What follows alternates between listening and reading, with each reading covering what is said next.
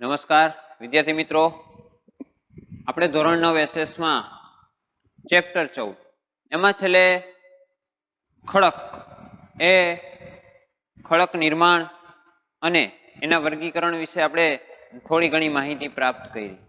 ત્યારબાદ ખનિજ વિશે અને એનું જે વર્ગીકરણ છે, જે સામાન્ય વર્ગીકરણ છે, સર્વસામાન્ય નહીં, એના વિશે પણ આપણે માહિતી મેળવી ગયા. અને જે દ્વીપકલ્પીય ઉચ્ચ પ્રદેશ જે વિપુલ ખનિજ ભંડાર ગણાય છે એમાં અથવા તો અન્ય જગ્યાએ જે પર્વતીય પ્રદેશ છે, કઈ કઈ જગ્યાએથી કેવા કેવા પ્રકારના ખનિજો પ્રાપ્ત થાય છે એના વિશે પણ આપણે કોષ્ટક દ્વારા ટૂંકમાં માહિતી મેળવી ગયા. હવે વિદ્યાર્થી મિત્રો, ત્યાર પછીનો આપણો નેક્સ્ટ ટોપિક છે જમીન. જમીન એટલે શું? સહજ રીતે આપણને ઘણી બધી બાબતોમાં આપણે એવું વિચારીએ કે ભાઈ આપણે જે ભાગ ઉપર રહીએ છીએ, વસવાટ કરીએ છીએ, જ્યાં ચાલીએ છીએ, અથવા તો આપણું જે જીવન જીવીએ છીએ મોટા ભાગનું આપણે એ જમીન ઉપર જીવીએ છીએ. પણ એ જ જમીન વિશે આપણા પાઠ્યપુસ્તકમાં થોડીક વિસ્તૃત માહિતી આપેલી છે. જેમ કે કોઈ એક ફ્રૂટ, દાખલા તરીકે ચીકુ છે, સફરજન છે, તો એની ઉપરની જે છાલ છે, જે પાતળું સ્તર છે, એને આપણે છાલ તરીકે ઓળખીએ. એવી જ રીતે નીચેના ભાગમાં જે મૃદાવરણનો પોપડો છે, એ પોપડાની ઉપરનું જે એક સ્તર છે એને જમીન કહેવાય છે. જમીન ઘણા બધા પ્રકારે અસ્તિત્વમાં આવે છે. એમાં ઘણી બધી બાબતોનો સમાવેશ થાય છે. દાખલા તરીકે એ આપણે ધૂળ, માટી, રેતી, કંકર, પથ્થરો, બરોબર, એ દરેક બાબતોનો સમાવેશ કરીએ તો એમાંથી એક જમીનનું નિર્માણ થાય છે. પણ આ જમીનનું નિર્માણ ક્યાંથી, કેવી રીતે થયું છે એના વિશે પાઠ્યપુસ્તકમાં માહિતી આપી છે. જેમ કે ક્યાંક ને ક્યાંક અમુક પથ્થરો કે પર્વતો, બરોબર, એનું જે ધોવાણ છે એ હવાના કારણે પણ હોઈ શકે, તાપમાનના કારણે, ભેજને કારણે, આવી ઘણી બધી પ્રક્રિયાઓને કારણે એક જમીનનું નિર્માણ થાય છે. એના વિશે પાઠ્યપુસ્તકમાં માહિતી આપી છે. આપણા આ ચેપ્ટરનો છેલ્લો ટોપિક જમીન, જમીનનું નિર્માણ અને એ જમીનના પ્રકારો, કે ભાઈ કેવા કેવા પ્રકારની જમીનો છે અથવા તો કેટલા પ્રકારની જમીનો છે. તો જોઈએ પાઠ્યપુસ્તકને આધારે એના વિશે વિસ્તૃત માહિતી. જમીન અને તેનું વિતરણ. મિત્રો, તમે જાણો છો કે જમીન ખેતી માટે મૂળભૂત સંસાધન છે. જમીન છે એ ખેતી માટે એટલે કે કૃષિ માટે મૂળભૂત સંસાધન છે, મુખ્ય સંસાધન. કૃષિ પ્રવૃત્તિ ઉપરાંત પણ આ જમીન ખૂબ જ મહત્વની છે. એટલે માત્ર ને માત્ર કૃષિ ઉત્પાદન નહીં, ત્યાર સિવાય પણ જમીન છે એ ખૂબ જ ઉપયોગી છે. જેમ કે આપણે હમણાં જ ચર્ચા કરી કે ભાઈ વસવાટ કરવા માટે અથવા તો એક જગ્યાએથી બીજી જગ્યાએ જવા માટે આપણે જમીનનો ઉપયોગ કરીએ છીએ. ત્યાર પછી જોઈએ, જમીન એ પૃથ્વી સપાટી પરના જૈવિક અને અજૈવિક દ્રવ્યોનું બનેલું એક પાતળું સ્તર છે. જુઓ, અહીંયા એ વાત કીધી છે કે પૃથ્વીની જે સપાટી છે, પૃથ્વી જે ગોળ છે એની ઉપરની જે સપાટી છે એમાં જૈવિક અને અજૈવિક દ્રવ્યોનું બનેલું એક પાતળું સ્તર છે. સ્તરનો મતલબ થર અથવા તો પડ, બરોબર. જેમ કોઈ સફરજનને તેની પાતળી છાલ સાથેનો જેવો સંબંધ છે, તેવો આ પૃથ્વી સપાટી સાથે જમીનનો સંબંધ જોડાયેલો છે. એટલે કે પૃથ્વીની જે સપાટી છે એની સાથે જમીન જોડાયેલી છે. એટલે કે એક પ્રકારની સ્તર, પૃથ્વીની જે સપાટી ઉપર એક સ્તર છવાયેલું છે, જેને આપણે શું કહીએ છીએ? જમીન. હવે એના નિર્માણની વાત આવે છે. જમીન નિર્માણની વાત કરીએ તો જમીન એ ખડકોના ખવાણની ફલિત પેદાશ છે. એટલે કે ખડકો જે છે એ ખવાય છે. ખવાણ એટલે એનું ધોવાણ અને એની ફલિત ફલિત એટલે કે ફળ સ્વરૂપે ખડકોનું ખવાણ થાય છે. હવે એ ખડકોનું ખવાણ થયું તો જે ખવાણ થયેલો ભાગ છે એ આપણને કયા ફળ સ્વરૂપે મળે છે? જમીન સ્વરૂપે. એટલે જ કીધું છે કે જમીન એ ખડકોના ખવાણની ફલિત, ફલિત એટલે ફળ સ્વરૂપે પેદાશ એટલે કે આપણને પ્રાપ્ત થાય છે. ખડકોની સપાટી વાળા ભાગોનું તાપમાન વરસાદ એટલે કે જુઓ ખડકો છે એની સપાટી એ ભાગોનું ખવાણ થાય છે. શેના દ્વારા ખવાણ થાય તો પણ કીધું છે કે તાપમાન, વરસાદ, હિમ એટલે કે બરફ, હવા, વનસ્પતિ અને જીવજંતુઓ વગેરે પરિબળોથી ખવાણ થતા ખડકોનો ભૂકો બને છે. એટલે કે જમીન જે છે એને તાપમાન, વરસાદ, હિમ, હવા, વનસ્પતિ અને જીવજંતુ વગેરે પરિબળોથી શું થશે? ઘસાશે. ઘસાવાના કારણે એ શું થશે? ભૂકો થઈ જશે. એનો અમુક ભાગ છે એ ભૂકો થઈ જશે અને એ ભાગ જ્યારે ભૂકો થઈ પવન, વરસાદ, હિમ અન્ય કોઈ પણ બાબતે એ જ્યારે પૃથ્વીના જે પોપડો છે, પૃથ્વીની જે સપાટી છે એની ઉપર એ ધીમે ધીમે ધીમે ધીમે એક સ્તર બનાવે છે અને એને આપણે જમીન કહીએ છીએ. એ ખવાણ થતા ખડકોનો ભૂકો બને અને ભૂમિ આવરણ તૈયાર થાય છે. એટલે કે એક જમીનનું આવરણ, આવરણ એટલે પડ, સ્તર, થર એક તૈયાર થાય છે. આ ભૂમિ આવરણમાં ખડકોના, હવે આ ભૂમિ આવરણમાં શું જોવા મળે છે જમીનમાં? તો કે ખડકોના નાના મોટા ટુકડા, કાંકરા, માટી, રજ, બરોબર, પથ્થરો એ દરેક વસ્તુનો સમાવેશ શેમાં થાય છે? ભૂમિ આવરણમાં વગેરે હોય છે જે રેગોલિથ તરીકે ઓળખાય છે. ઘણી વખત પૂછાય છે રેગોલિથ એટલે શું? તો કે ભૂમિ આવરણમાં ખડકોના નાના મોટા ટુકડા, કાંકરા, માટી, રજ જે વગેરે જોવા મળે છે એને રેગોલિથ તરીકે ઓળખવામાં આવે છે. ત્યાર પછી જોઈએ જેમાં કેટલાક ખનિજ દ્રવ્યો પણ હોય છે. તે પછી તેમાં જૈવિક દ્રવ્યો, હવા અને પાણી ભળે છે. અમુક ખનિજ દ્રવ્યો હોય એની સાથે જૈવિક દ્રવ્યો એટલે કે અમુક એવા સૂક્ષ્મજીવો ભળે છે અને સાથે હવા અને પાણી પણ એમાં ભળે છે. છેવટે તેમાંથી જમીન બને છે. તો આ બધી જ બાબતોને આધારે એક જમીનનું નિર્માણ થાય છે. જમીન નિર્માણની પ્રક્રિયામાં આટલી બાબતોને આપણે સમાવી શકીએ. બે માર્ક્સના પ્રશ્નમાં ઘણી વખત પૂછાય છે તો આપણે એને મુદ્દા વાઇઝ બનાવી પણ શકીએ કે જમીન એ ખડકોના ખવાણની ફલિત પેદાશ છે. પહેલો મુદ્દો થયો. બીજો મુદ્દો, ખડકોની સપાટી વાળા ભાગોનું તાપમાન, વરસાદ, હિમ, હવા, વનસ્પતિ અને જીવજંતુ વગેરે પરિબળોથી ખવાણ થતા ખડકોનો ભૂકો બને છે. બીજો મુદ્દો થયો. અને ભૂમિ આવરણ તૈયાર થાય છે. જે ભૂમિ આવરણમાં ખડકોના નાના મોટા ટુકડા, કાંકરા, માટી, રજ વગેરે હોય છે જે રેગોલિથ તરીકે ઓળખાય છે. એ ત્રીજો મુદ્દો થયો. જેમાં કેવલ ખનિજ દ્રવ્યો હોય છે.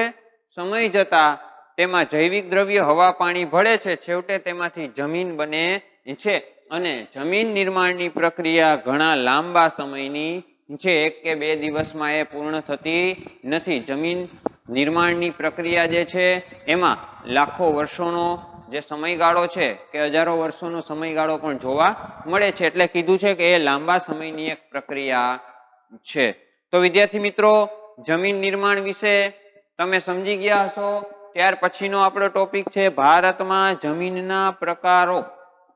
જે જમીન છે એના પણ પ્રકારો છે અને આપણા ભારતમાં જેમ ભૂપૃષ્ઠની દ્રષ્ટિએ આપણે અલગ અલગ જે પ્રકૃતિના તત્વોનું વર્ગીકરણ જોયું હતું એવી જ રીતે જમીનના પણ અહીંયા ભાગ પડે છે. હવે એ કેવા પ્રકારની અને કઈ કઈ જમીન છે એના વિશે પણ માહિતી પણ આપી છે. સાથે સાથે પાઠ્યપુસ્તકમાં એક નકશો પણ આપેલો છે. બરોબર, એના વિશે પણ હમણાં આપણે થોડી ચર્ચા કરીએ. તો જોઈએ એના પ્રકારો. ભારતની જમીનોને નીચે મુજબના 6 પ્રકારમાં વહેંચવામાં આવે છે.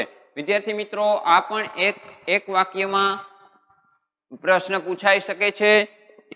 કે ભારતમાં જમીનના પ્રકાર કેટલા અને કયા કયા? તો ભારતમાં જમીનના 6 પ્રકારો છે. પહેલું કાપની જમીન, બીજું કાળી જમીન કે રેગુર જમીન, કાળી જમીનને બીજી રેગુર તરીકે પણ ઓળખાય છે. ત્રીજું રાતી જમીન, ચોથું પડખાવ કે લેટરાઇટ જમીન, પડખાવ કે લેટેરાઇટ જમીન, પાંચમું છે પર્વતીય જમીન અને છઠ્ઠું રણ પ્રકારની જમીન. અહીંયા ખાસ બાબતને ધ્યાન રાખજો, પ્રદેશની વાત નથી. આપણે 13મા અને 14મા ચેપ્ટરમાં જ આપણે આગળ જે પ્રકૃતિને આધારે વર્ગીકરણ કર્યું એમાં આપણે જોયું હતું કે ઉત્તરનો પર્વતીય પ્રદેશ, બરોબર, ત્યાર પછી ઉત્તરનો વિશાળ મેદાની પ્રદેશ, દ્વીપકલ્પીય ઉચ્ચ પ્રદેશ, પણ એ પ્રદેશની વાત હતી. અહીંયા જમીનની વાત છે. જમીનના પ્રકારો પૂછાય ત્યારે પર્વતીય જમીન અને રણ પ્રકારની જમીન, કાંપની કાળી જમીન કે રેગુર જમીન, રાતી જમીન, પડખાવ કે લેટરાઇટ જમીન એ મુખ્ય એના 6 પ્રકાર છે. જોઈએ હવે આગળ નકશા વિશે થોડીક માહિતી. જુઓ વિદ્યાર્થી મિત્રો, પાઠ્યપુસ્તકમાં પણ નકશો આપેલો છે અને અહીંયા પણ એના વિશે થોડી જે માહિતી છે એ આપણે અત્યારે થોડી ઘણી શેર કરી શકીએ. જેમ કે નકશો છે ભારત જમીનના પ્રકારો. ઘણી વખત આ નકશો જે છે 1 માર્ક્સમાં નકશામાં પણ પૂછાય છે, બરોબર. હવે અહીંયા જે નકશો આપેલો છે એમાં પહેલા તો અહીંયા આપણે અનુસૂચિ તરફ કે સંજ્ઞા સૂચિ છે એ તરફ નજર કરીએ તો જમીનના પ્રકાર પાઠ્યપુસ્તકમાં પણ આપેલો જ છે આ નકશો. પેલું છે કાંપની જમીન. અહીંયા આપણે આ બધો ઉત્તરનો વિશાળી મેદાની પ્રદેશ છે, બરોબર, કારણ કે પર્વતીય પ્રદેશોમાંથી આવતી નદીઓ જે છે પોતાની સાથે કાંપ લઈ આવે છે અને અહીંયા જે મેદાની પ્રદેશ છે, બરોબર, આ ઢોળાવ જોઈ શકીએ છીએ કે અહીંયા કાંપની જમીનનું પ્રમાણ વધારે જોવા મળે છે.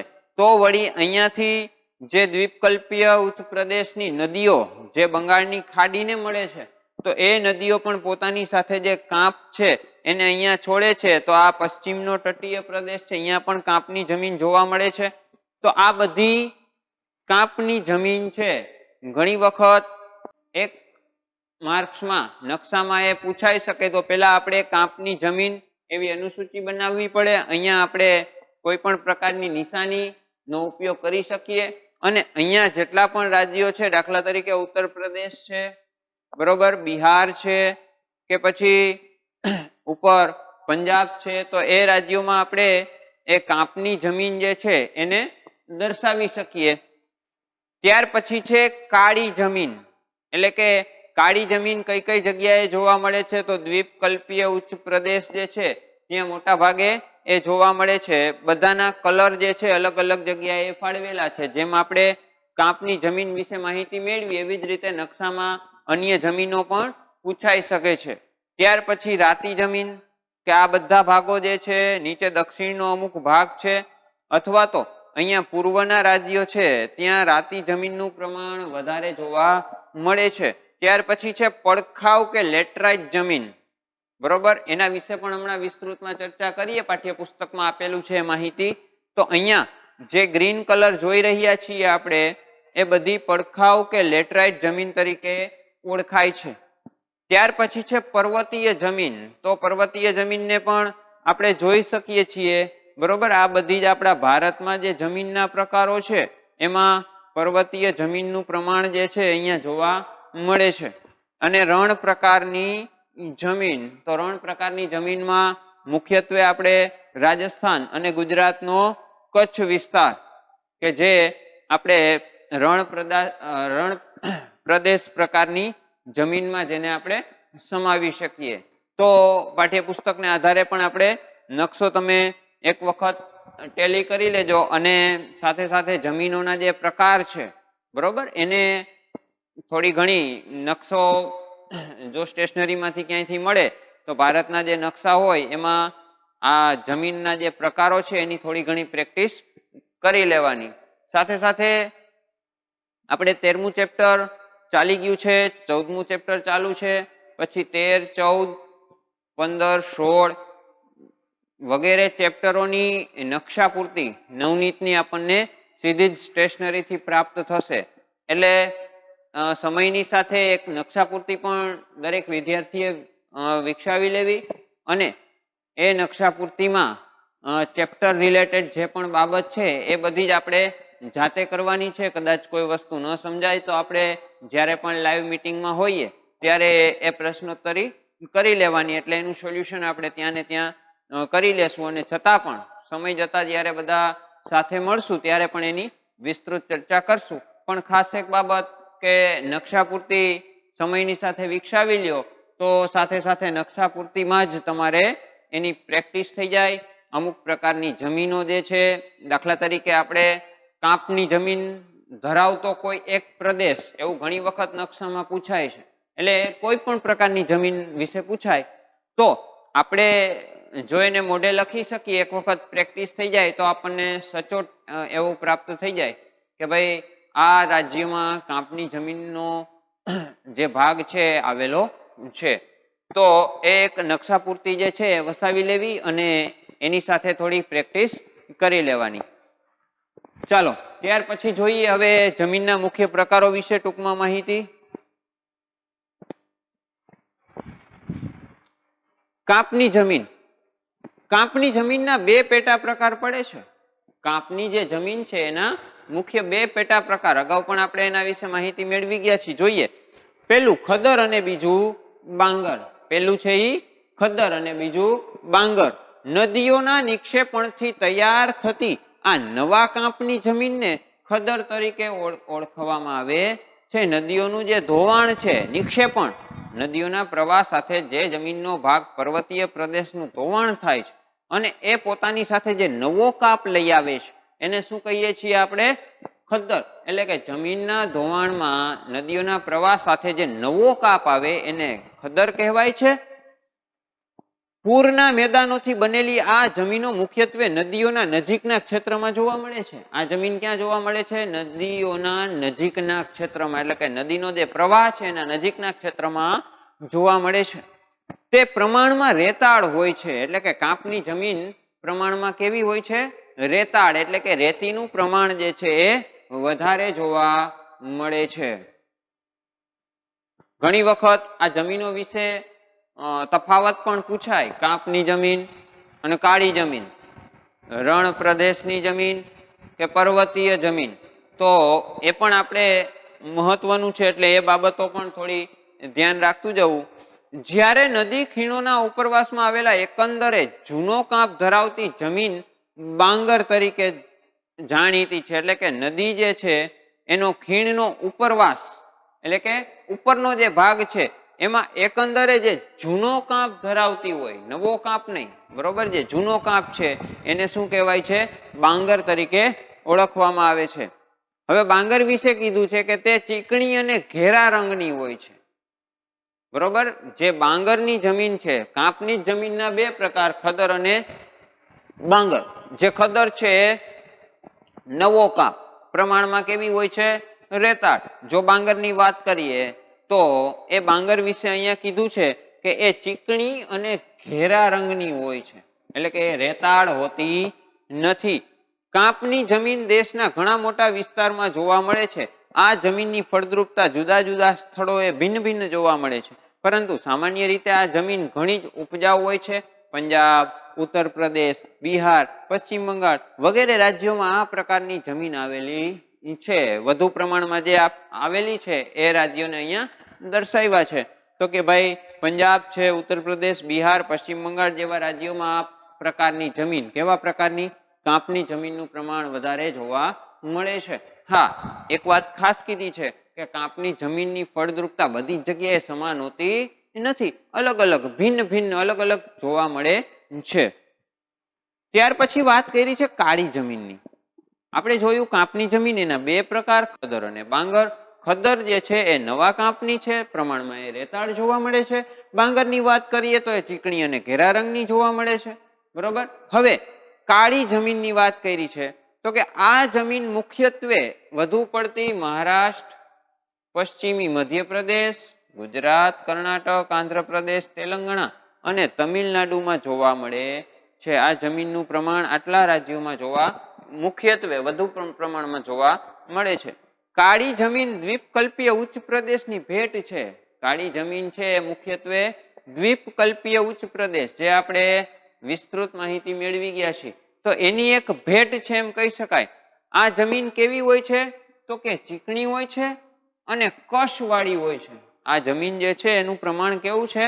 ચીકણી અને કશવાળી, એટલે કે એમાં જે અમુક ક્ષાર તત્વો છે એનું પ્રમાણ વધારે જોવા મળે છે. તે લાંબા સમય સુધી ભેજ ગ્રહણ કરવાની ક્ષમતા ધરાવે છે. આ જમીન જે છે લાંબો સમય સુધી શું કરી શકે છે? ભેજ ગ્રહણ કરી શકે છે. એટલે તો વરસાદ આવ્યો હોય તો લાંબા સમય સુધી એ જમીનની અંદર જો થોડુંક ખોદવામાં આવે તો એ ભીની ને ભીની જોવા મળે છે. એટલે કે ભેજ એ વધારે જલ્દી ખૂબ લાંબા સમય સુધી ગ્રહણ કરી શકે છે. આ જમીન રૂપાંતરિત ખડકો દ્વારા તૈયાર થયેલી છે અને કપાસના પાક માટે વધુ અનુકૂળ છે. આ જમીન એટલે કે કાળી જમીન કપાસના પાક માટે, ઘણી વખત પૂછાય, કપાસના પાક માટે કઈ જમીન વધુ અનુકૂળ છે? તો જવાબ આવશે કાળી જમીન. તેથી જ તો તે કપાસની કાળી જમીન તરીકે જાણીતી બની છે. એટલે એ જમીનને બીજા કયા નામે ઓળખાય છે? કપાસની કાળી જમીન.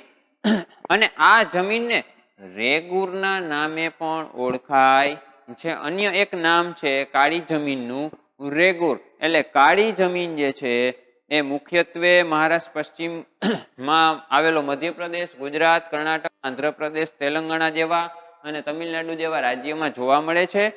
દ્વીપકલ્પીય ઉચ્ચ પ્રદેશની ભેટ છે. ચીકણી અને કસવાળી હોય છે. લાંબા સમય સુધી ભેજ ગ્રહણ કરવાની ક્ષમતા ધરાવે છે. 2 માર્ક્સના પ્રશ્નમાં પૂછાઈ શકે કાળી જમીન વિશે વિસ્તૃત નોંધ લખો, તો આમાં આપણે 5 થી 6 મુદ્દાઓ છે એ લખી શકીએ. ત્યાર પછી કપાસ માટે વધુ અનુકૂળ છે એટલે એને કપાસની કાળી જમીન કહેવાય છે અને રેગુરના નામે પણ ઓળખાય છે. તો આ જમીનનો બીજો પ્રકાર થયો. ત્યાર પછીનો ત્રીજો પ્રકાર છે રાતી જમીન. રાતી જમીન કોને કહેશું? તો કે આગ્નેય અને રૂપાંતરિત ખડકો ધરાવતા ક્ષેત્રમાં રાતી જમીન આવેલી છે. કઈ જગ્યાએ જોવા મળે છે? તો કે આગ્નેય ખડક હોય અને રૂપાંતરિત ખડકો ધરાવતા જે ક્ષેત્રો છે ત્યાં આ જમીન આવેલી છે. હવે આ જમીન વિશે માહિતી આપી છે કે લોહ તત્વ અને અન્ય સેન્દ્રિય તત્વોને લીધે આ જમીનનો રંગ રાતો દેખાય છે. એમાં લોહ તત્વ અને અમુક સેન્દ્રિય તત્વો નું પ્રમાણ વધારે હોવાને કારણે કેવી દેખાય છે? રંગ એનો રાતો દેખાય છે. આ જમીન કેવી હોય છે? તો કે પ્રમાણમાં છિદ્રાળુ હોય છે અને ઉપજાઉ પણ હોય છે. એટલે કે એમાંથી આપણને ઉપજ પણ પ્રાપ્ત થાય છે. ગોવા, તમિલનાડુ, કર્ણાટક, આંધ્રપ્રદેશ, ઓરિસ્સા અને ઝારખંડના કેટલાક ભાગોમાં રાતી જમીન જોવા મળે છે. તો વિદ્યાર્થી મિત્રો, આ વાત થઈ રાતી જમીન વિશે. ત્યાર પછી ની જમીન વિશે માહિતી પ્રાપ્ત કરીએ. પડખાવ જમીન કે લેટરાઇટ જમીન. હવે એના વિશે થોડીક વાત કરીએ તો કે વધુ વરસાદને કારણે તીવ્ર ધોવાણના પરિણામ સ્વરૂપે પડખાવ જમીન તૈયાર થાય છે. પડખાવ જમીન શેને આધારે તૈયાર થાય? વધુ વરસાદને કારણે અને તીવ્ર ધોવાણ થતું હોય, વધુ ધોવાણ જમીનનું થતું હોય એને કારણે આ એક નવી જમીન જે છે પરિણામ સ્વરૂપે પ્રાપ્ત થાય છે, એને કહેવાય છે પડખાવ જમીન. વધુ વરસાદને કારણે જમીનના ઉપરના સ્તરમાંથી પોષક તત્વો ધોવાઈને નીચેના સ્તરમાં ઉતરે છે. હવે વધારે વરસાદ હોય તો શું થાય? જમીનનો જે ઉપરનો ભાગ છે બરોબર, એમાં અમુક જે પોષક તત્વો છે એ ધોવાઈ જાય છે. હવે ધોવાઈને પાછા પાણી સાથે ક્યાં ઉતરે છે? નીચેના સ્તરમાં. જૈવિક દ્રવ્યોનું પ્રમાણ ઓછું હોવાથી આ જમીન ઓછી ફળદ્રુપતા ધરાવે છે. આ જમીન ઓછી ફળદ્રુપતા ધરાવે છે. શા માટે? તો કે જૈવિક દ્રવ્યોનું પ્રમાણ ઓછું હોય છે. અહીં લાલ રેતીના પથ્થરોમાં લોહ અને એલ્યુમિનિયમના તત્વો હોય છે. એટલે કે લાલ રેતીના જે પથ્થરો છે અહીંયા લોહ અને એલ્યુમિનિયમ બરોબર જે ધાતુઓ છે એના તત્વો જોવા મળે છે. આ પથ્થરોના ધોવાણથી અહીંની જમીન રાતા રંગની હોય છે. એ પથ્થરો છે એનું ધોવાણ થાય એટલે અહીંયાની જમીન કેવા રંગની જોવા મળે છે? રાતા રંગની જોવા મળે છે. આવી જમીન દખ્ખણના પહાડી પ્રદેશો, દખ્ખણ નીચે આપણે જોયું હતું દખ્ખણનો ઉચ્ચ પ્રદેશ, બરોબર, તો અહીંયા જે પહાડી પ્રદેશો છે ત્યાં કર્ણાટક, કેરળ અને ઓડિશા અને પૂર્વના કેટલાક ભાગોમાં જોવા મળે છે. તો આ વાત થઈ પડખાવ કે લેટરાઇટ જમીનની. ત્યાર પછી છે પર્વતીય જમીન. પર્વતીય જમીન આપણને ખબર જ છે, આપણે ત્યાં ભારતમાં ઉપર ઉત્તરમાં અને પૂર્વમાં, બરોબર, હિમાલયના પણ બે આપણે ભાગ જોયા હતા. એમાં પણ ખાસ ભારતમાં જે શિવાલિકની હારમાળા છે એ, કારણ કે અન્ય બે જે હારમાળાઓ છે એમાં જે મધ્ય હિમાલય છે એનો થોડોક અમથો ભાગ આપણા ભારતમાં કહી શકાય, બાકી બધું ઉપર ઉત્તરમાં આવેલું છે. તો એ જે પર્વતીય જમીનો છે એના વિશે વાત કરીએ. જંગલોના કારણે જૈવિક દ્રવ્યોનું પ્રમાણ વધારે હોય છે. પર્વતીય જમીનમાં વરસાદનું પ્રમાણ હોવાને કારણે જંગલો હોય છે, એને કારણે ત્યાં જૈવિક દ્રવ્યોનું પ્રમાણ વધારે જોવા મળે છે. જો કે અલગ અલગ સ્થળો પર તે ભિન્નતા પણ ધરાવે છે, એટલે અલગ અલગ જગ્યાએ અલગ અલગ પોતાના લક્ષણો જોવા મળે છે. શિવાલિક પર્વત શ્રેણીઓ પર આ જમીન ઓછી કસવાળી અને અપરિપક્વ જણાય છે. શિવાલિકની જે પર્વત શ્રેણીઓ છે, બરોબર, અહીંયા આ જમીન કેવી છે?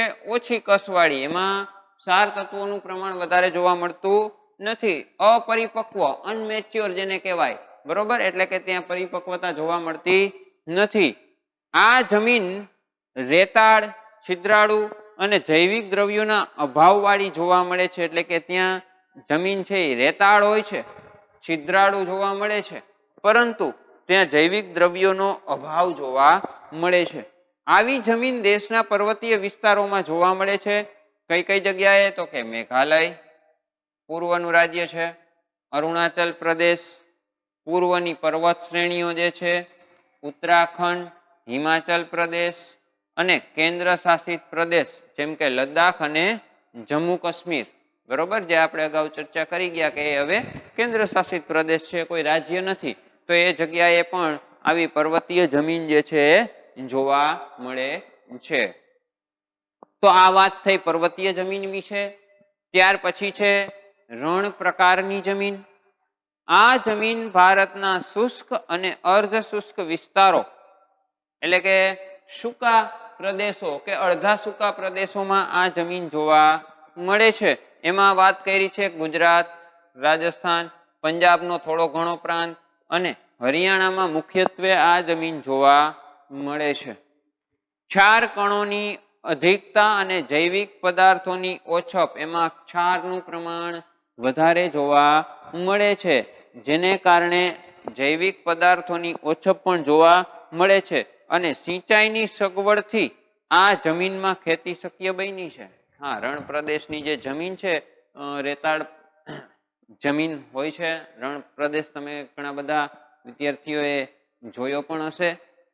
તો એવી જગ્યાએ વનસ્પતિ જે છે એ આપણે પૂરતા પ્રમાણમાં જોવા મળતી નથી, અને હોય તો પણ રણ પ્રદેશ પ્રકારની જે વનસ્પતિ છે, તમે 8મા ધોરણમાં ભણી ગયા છો કે ભાઈ કાંટાળી વનસ્પતિ, બરોબર, જેમ કે થોર, બોર એટલે કે બોરડી, બરોબર, બાવળ, આવી વનસ્પતિનું પ્રમાણ વધારે જોવા મળે છે. તો એ રણ પ્રદેશ પ્રકારની જે જમીન છે ત્યાં જોવા મળે. પણ હવે થોડી ઘણી આપણે સિંચાઈની સગવડ, એટલે કે પાણી નદીઓનું જે વહીને દરિયામાં જતું હતું એને આપણે રોકી શકીએ છીએ અને આ રણને આગળ વધતું અટકાવી શકીએ. તો રણ પ્રદેશની અમુક જમીનો છે અહીંયા પણ હવે આપણે થોડું ઘણું ઉત્પાદન પ્રાપ્ત કરી શકીએ છીએ, એટલે એવી જમીનમાં હવે ખેતી શક્ય બની છે. આમ આબોહવા અને ભૂપૃષ્ઠના વૈવિધ્યને કારણે દેશની જમીનમાં ઘણી બધી વિવિધતા જોવા મળે છે. કે ભાઈ આબોહવા અને ભૂપૃષ્ઠનું જે વૈવિધ્ય છે એને કારણે આપણે અલગ અલગ પ્રકારની જમીનની વિવિધતા જોવા મળે છે. તો વિદ્યાર્થી મિત્રો, આપણે આ વાત કરી અલગ અલગ પ્રકારની જમીનોના પ્રકાર વિશે. તો વિદ્યાર્થી મિત્રો, અહીંયા આપણું આ 14મું ચેપ્ટર જે છે એ સંપૂર્ણપણે પૂર્ણ થાય છે, જેમાં આપણે એક તો પ્રકૃતિના આધારે તત્વોનું જે વર્ગીકરણ હતું એને આધારે આપણે મહત્વના ટોપિક જોયા, જેમ કે ઉત્તરનો પર્વતીય પ્રદેશ, ઉત્તરનો વિશાળ મેદાની પ્રદેશ, દ્વીપકલ્પીય ઉચ્ચ પ્રદેશ, દરિયા કિનારાના તટીય મેદાનો વિશે વાત કરી, તટીય પ્રદેશ વિશે વાત કરી, અને ત્યાર પછી ટાપુઓ. બરોબર, તો આમ આપણે એ ચેપ્ટરમાં ટોટલ પ્રકૃતિને આધારે વર્ગીકરણ જોઈ ગયા. ત્યારબાદ આપણે જે ખડક છે એનું જે નિર્માણ છે એના વિશે વાત કરી. ખનિજ છે તો ખનિજ વિશે થોડી ઘણી ચર્ચા કરી, એના પ્રકારને સામાન્ય વર્ગીકરણ વિશે આપણે ચર્ચા કરી ગયા, અને અંતે જમીન અને એના પ્રકારો વિશે ચર્ચા કરી ગયા. હવે આ ચેપ્ટર પૂર્ણ થાય છે એટલે આ ચેપ્ટરને લગતી જે સંકલ્પનાઓ છે એ તમને મળી ગઈ હશે, અને એમાં કયા કયા પ્રકારના પ્રશ્નો તમારે FB માં લખવાના છે એ તમને PDF દ્વારા મળી જશે. નમસ્કાર, અસ્તુ.